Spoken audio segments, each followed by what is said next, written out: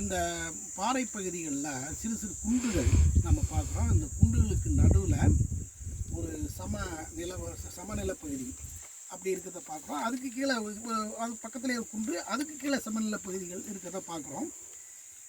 இந்த மக்கள் இந்த நிலத்தை, அதாவது மலையில் மேலே பெய்யக்கூடிய தண்ணி வந்து மேல் மட்டத்திலேருந்து அப்படியே கீழே படிப்படியாக கீழே இறங்கி வந்து சமவெளி பகுதிக்கு, ஒவ்வொரு சமவெளி பகுதிக்காக கீழே போயிருக்கிறத நம்ம பார்க்குறோம்.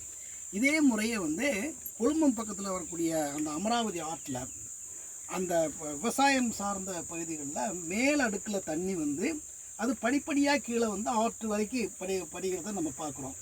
ஸோ இந்த மக்கள் எப்படி விவசாயம் செஞ்சாங்களோ அதனுடைய தாக்கம் பின்னாடி வர்ற காலங்களில் அந்த ஆற்றுப்புறங்கள் வசித்த மக்கள் அதையே கடைப்பிடிச்சிருக்காங்கங்கிறது தெரிய வருது. ஸோ இந்த பகுதி வந்து மக்கள் வாழ்ந்த பகுதி தான் அப்படிங்கிறது நமக்கு நல்லா தெரிய வருது. இங்கேருந்து நம்ம அந்த கருத்துக்களை எடுத்து கீழே கொண்டு போயிருக்கிறாங்க அப்படின்னு தெரியும்.